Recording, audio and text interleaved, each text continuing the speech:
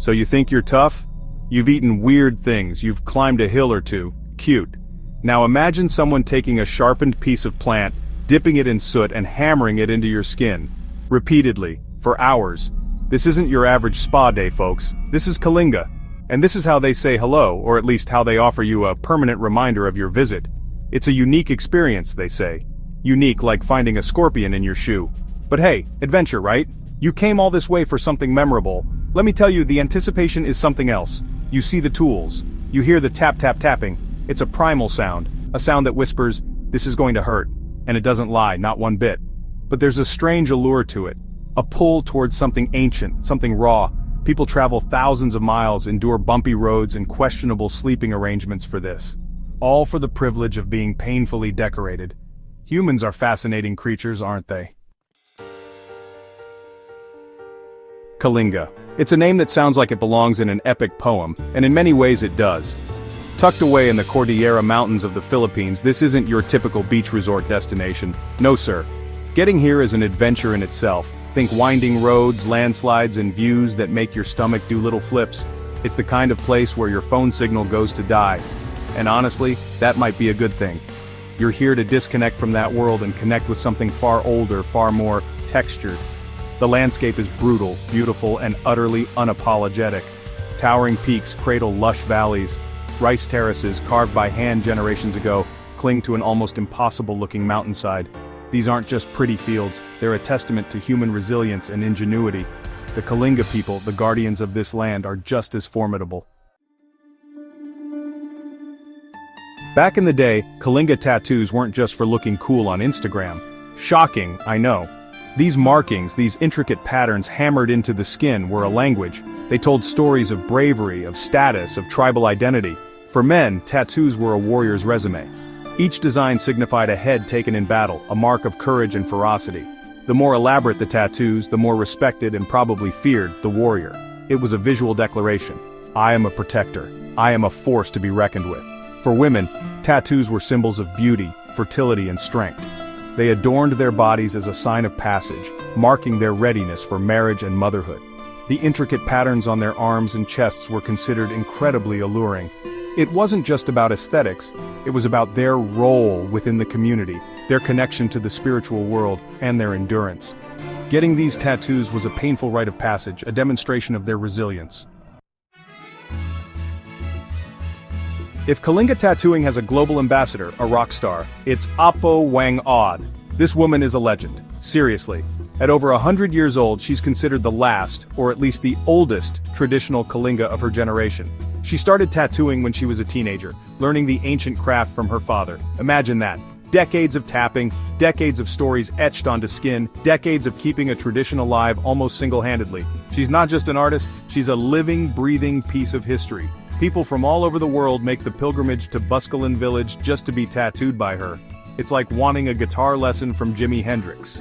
If Jimi Hendrix was a tiny, incredibly powerful Filipina elder who wielded a thorn. Her signature is 3 dots, a simple mark that carries immense weight.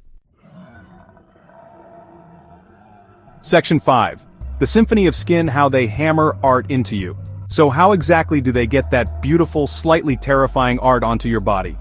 Forget your fancy electric tattoo machines humming quietly in a sterile room. This is Kalinga. They do things a bit more organically. The toolkit is beautifully simple yet incredibly effective.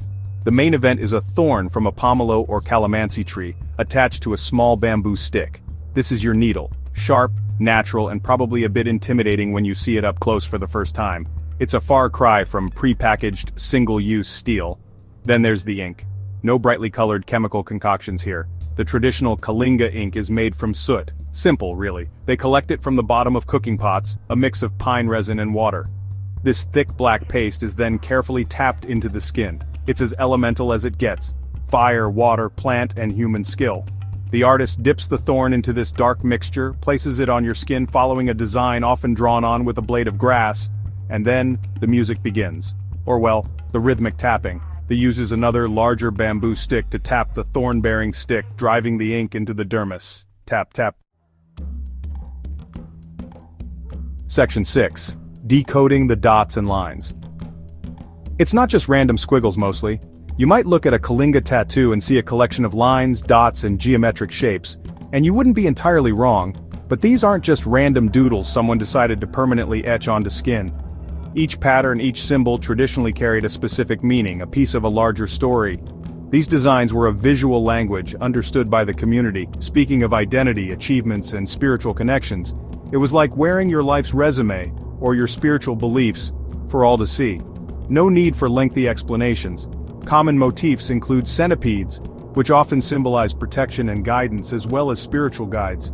Snakes were also powerful symbols representing strength, health, and safety. Ferns with their unfurling fronds could signify fertility, new beginnings, and safe travel. Mountain patterns obviously paid homage to their homeland, the very source of their strength and identity. Even simple lines and dots had significance, often denoting lineage, social status, or specific accomplishments, especially for warriors who earned their marks through valor. For women, designs often focused on beauty and social standing. Section 7, Sterile Studio versus Mountain Hut, a totally fair comparison, obviously. Let's talk about your modern tattoo experience. You walk into a brightly lit studio. Everything gleams, stainless steel, antiseptic wipes, the gentle hum of an electric tattoo machine. The artist, probably wearing gloves and a concerned expression, consults with you on a design from an iPad. It's all very civilized, very controlled. You get your tattoo, a little plastic wrap, some fancy aftercare cream, and off you go. Painful, sure, but in a predictable, managed sort of way. It's a transaction, an art purchase that happens to be on your body. Now contrast that with Kalinga. You've hiked for hours. You're in a village, possibly surrounded by chickens, dogs, and curious children. Your artist might be a centenarian legend. The tools, a thorn, a bamboo stick, and some soot. The chair, maybe a low wooden stool or just the floor. The sterilization process, well, let's just say it's more traditional. They might wipe the thorn with an alcohol-soaked tissue if you're lucky, or it might just be fresh from the tree. Section 8. The pilgrimage. So you want a piece of ancient agony?